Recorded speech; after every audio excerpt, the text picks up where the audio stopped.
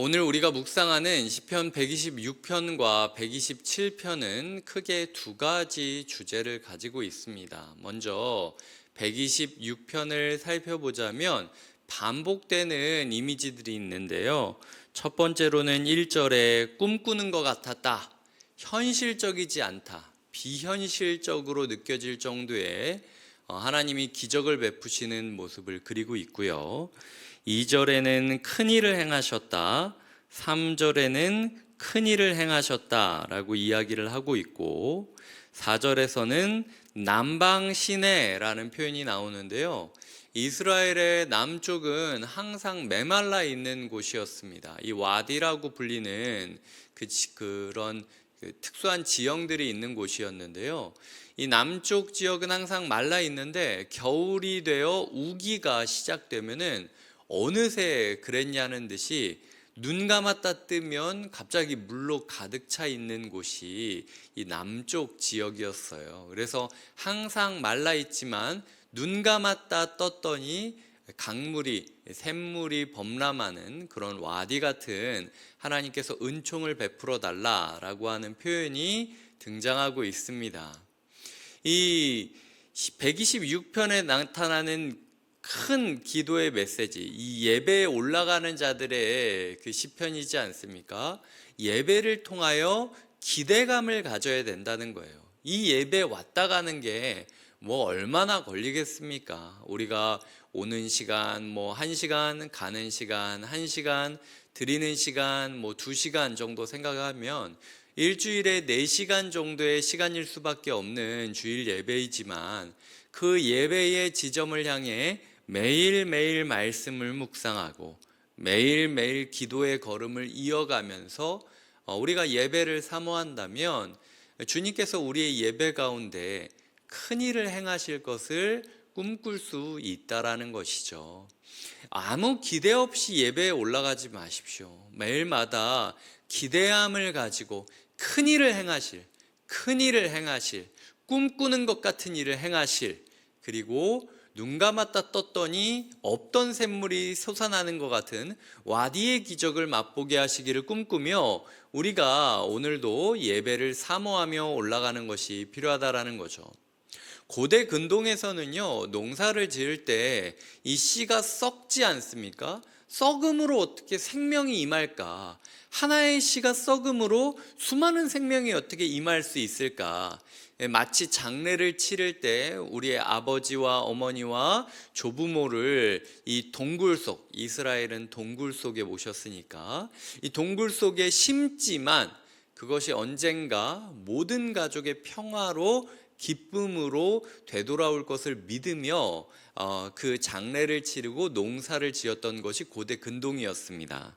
그래서 우리가 익히 알고 있는 126편 5절 6절, 눈물을 흘리며 씨를 뿌리는 자는 기쁨으로 거두리로다, 울며 씨를 뿌리러 나가는 자는 반드시 기쁨으로 그 곡식단을 가지고 돌아오리로다, 이중으로 강조하면서 이 심다와 거두다를 반복하고 있는 것은요, 우리의 현실은 슬픔이라는 거예요.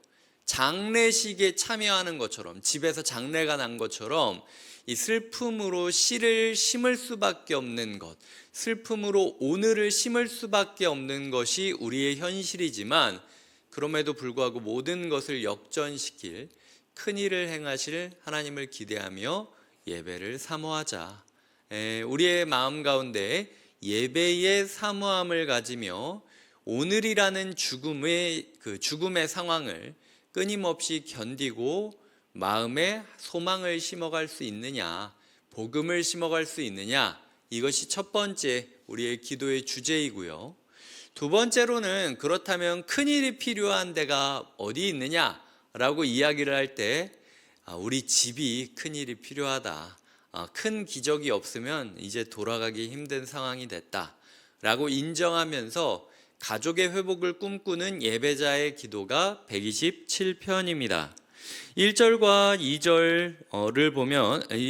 2절을 보면 여호와께서 집을 세우지 아니하시면 세우는 자의 수고가 헛되다, 여호와께서 성을 지키지 아니하시면 파수꾼의 깨어 있음이 헛되다 라고 이야기를 합니다.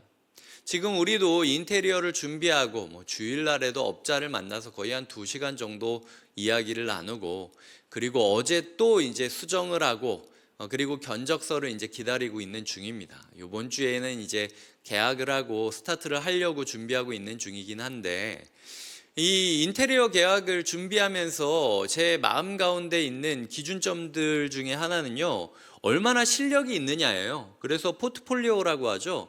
그 사람이 이전에 했던, 그 업체가 이전에 했던 29교회 그리고 다른 교회들의 그 현장을 찾아가기도 하고, 그리고 상황을 보기도 하고 사진을 보기도 하면서 얼마나 기술이 있냐를 보는 거죠. 그런데 이 127편은요, 집을 세우는 자에게 있어서 가장 중요한 건 기술이라고 생각되지 않습니까? 잘 지어야 예쁘고 잘 지어야 허물어지지 않죠. 하지만 기술이 중요한 게 아니라는 거예요. 성을 지키는 자에게 중요한 것은 무엇입니까? 성실함이죠. 평소에 시켰을 때 보초 제대로 서 있어야지, 보초 제대로 서지 않고 어물어물 꾸벅꾸벅 졸고 자기들끼리 노닥거리고 그냥 멍하니 서 있으면 사람을 세워놔도 성문은 뚫릴 수 있다라는 거죠. 하지만 그것 또한, 그 성실함 또한 집을 세우는 기초가 될 수 없다라고 이야기합니다. 우리는 가정을 회복시키기 위하여 특별한 기술이 필요하다라고 생각하곤 합니다. 특별한 성실함이 필요하다라고 생각합니다. 그래서 부모 교육 세미나를 참석하기도 하고 책을 열심히 읽기도 하고, 아니면은 뭔가 열심히 성실히 해보려고 뭔가 생활 습관을 가지려고 하기도 하고 애를 엄청 많이 쓰는 걸 보여요. 하지만 여호와께서 세우지 않으면 소용이 없다라는 것이 예배자들의 기도라는 거죠. 우리가 우리의 삶 가운데 우리의 100%의 세밀함과 100%의 성실함 가지고도 우리의 가정을 세울 수 없다라고 인정하셔야 돼요. 우리의 가정을 세울 때 기술과 성실로 세우려고 노력하는 사람들의 끝은 어떻습니까? 2절에 보면 일찍 일어나고 늦게 눕고 수고의 떡을 먹는 열매를 맺는다라는 거예요. 그러니까 애씀은 엄청 있는 거죠. 수고로움은 엄청 있는 거죠. 육아가 노동으로 느껴지는 거죠. 부부관계가 노동으로 느끼는 거죠. 어쩌면 형벌로 느껴지는 거죠. 내 가족이고 내가 가장 큰 평안을 누려야 될 그 공간이 어떻게 보면은 애쓰지 않으면 생존할 수 없는 힘든 지옥 같은 삶으로 변하게 되는 거죠. 이게 육아는 기술이 중요하다, 육아는 성실이 중요하다 라고 생각하는 부모의 문제, 부부관계는 기술이 중요하다, 부부관계는 성실이 중요하다 라고 느끼는 부부관계의 한계성이라는 겁니다. 하지만 하나님을 의지하는 예배자들의 가정에는 열매가 무엇입니까? 여호와께서 그의 사랑하는 자에게는 잠을 주시는도다. 실제로 잠을 오래 자는 그런 걸 뜻하는 것이 아니라 안식을 주신다라는 거예요. 평화를 주신다라는 거죠. 때로는 남편이 내 마음을 이해하지 못해도, 때로는 아내가 내 뜻대로 되지 않아도, 때로는 아이들이 우리의 통제권 바깥에 있는 것처럼 무기력감과 절망감을 느낀다 할지라도 여호와께서 집을 세워 가신다라는 사실을 인정하는 예배자이기 때문에 그럼에도 평안히 잘 수 있는 것. 야, 엄마 아빠는 지금 내가 이런 상황인데도 잠이 와? 잠이 와. 이렇게 이야기할 수 있는 것이 하나님을 인정하는 예배자들의 가정생활이라는 거예요. 이런 가정생활을 꿈꿔야 된다라는 거죠. 이런 가정생활을 하면요, 방임할 것 같죠? 하나님께 맡겼으니까 나는 이제 끝, 내 인생은 내 인생, 네 인생은 네 인생, 이렇게 생각할 것 같지만 사실은 훨씬 더 친밀하고 훨씬 더 따뜻해집니다. 왜냐하면 그런 가정은요, 서로를 선물로 여기기 때문이에요. 3절입니다. 보라, 자식들은 여호와의 기업이요 태의 열매는 그의 상급이로다. 주님이 나에게 주신 선물이 이 가족이라고 고백하게 되는 거죠. 나에게 가장 귀한 선물은 무엇인가? 하나님이 나에게 주신 가장 귀한 선물은 바로 내 가족이다 라고 고백하며 살아가게 된다라는 거죠. 선물을 다루는 건데 마음대로 다루겠습니까? 우리는요, 우리의 가족들을 가장 가깝기 때문에 가장 예의를 갖추지 않고 대할 때가 있습니다. 그러니까 이 사람만큼은 나를 이해해 주겠지라는 막연한 생각 때문에 너무 함부로 하는 경향이 있어요. 하지만 젊은 자의 자식은 장사의 수중에 화살 같다. 화살이 무엇입니까? 저는 화살을 생각할 때 두 가지 이미지를 생각합니다. 첫 번째로는요, 화살은 쏘아서 언젠가 쏘아버리는 순간이 있습니다. 제가 이 구절을 돌잔치 할 때 종종 설교문으로 쓰거든요. 이 아이가 지금은 이 부모 품에 있지만 언젠가는 하나님의 뜻을 따라 쏘아 놓아야 하는 순간이 있다. 영원히 이 아이를 품는 게 아니기 때문에 육아로 힘들겠지만 오늘 이 순간을 하나님이 주신 귀한 화살을 만진다라는 마음으로 소중하게 대했으면 좋겠다 라는 게 첫 번째 제 묵상이었고요. 두 번째로는 화살하면 생각나는 게 무엇입니까? 화살은 부러질 수 있다라는 거예요.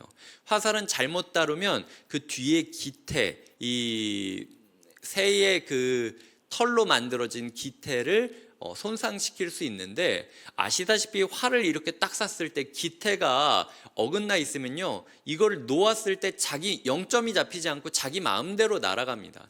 이 기태가 얼마나 바르게 서 있느냐가 바르게 나갈 수 있는 근거가 된다라는 거죠. 아이들을 너무 함부로 대하지 마십시오. 그 깃털 하나라도 손상되는 순간 내가 원하는 방향으로 날아가지 않는 거예요. 나는 분명히 교회를 보냈는데 엉뚱한 데로 날아가는 겁니다. 난 분명히 신앙생활하라고 이렇게 공부는 중요한 게 아니라 신앙생활이 소중하다 뭐 이런 식으로 이야기하고 쐈지만 엉뚱한 데로 날아간다는 거예요. 평소에 내가 이 아이를 함부로 대하기 때문에 깃털 하나라도, 솜털 하나라도 내가 하나님의 뜻대로 잘 기름 먹이고 잘 관리하겠다라는 마음을 갖지 않으면요, 엉뚱한 대로 쏴지는 게, 그리고 엉뚱하게 부러지는 게 화살이라는 거죠. 우리의 가족들을 대할 때 섬세함이 필요합니다. 하나님께서 주신 선물로 여기고 언젠가 없어져 버릴 화살로 여기고 오늘을 섬세하게 돌봐주는 돌봄이 필요하다라는 거죠. 그래서 오래되었다라고 너무 함부로 대하지 마시고 오늘 이 말씀을 붙잡고 우리 가족을 따뜻하고 섬세하게 대한다면 우리가 반드시 수치를 당하지 않고 원수인 사탄과 싸울 때 우리 곁을 지키고 있는 믿음의 가정으로 말미암아 위로받게 될 것입니다. 말씀을 맺겠습니다. 우리는 예배자로서 기대함을 가지고 이 죽음의 시절을 견디어가고 이겨가고 있느냐? 이게 126편의 주제였고요. 우리는 예배자로서의 정체성을 가지고 우리의 가정을 살아가고 있느냐? 라는 것이 두 번째 127편의 주제였습니다. 오늘도 기대를 가지고 우리의 회복된 가정을 꿈꾸며 살아가는 예배자 되시길 주님의 이름으로 축복드립니다. 기도하시겠습니다. 하나님 아버지 감사합니다. 우리의 가정이 회복되게 하여 주시옵소서. 우리의 마음이 회복되게 하여 주시옵소서. 큰 일을 행하여 주시고 하나님 우기가 됐을 때 순식간에 물이 범람하는 것 같은 정말 주님의 기적을 베풀어 주셔서 꿈꾸는 것 같은 열매를 맺게 하여 주시옵소서. 기쁨으로 우리의 예배가 열매를 맺을 것을 소망하며 예수님의 이름으로 기도드립니다. 아멘.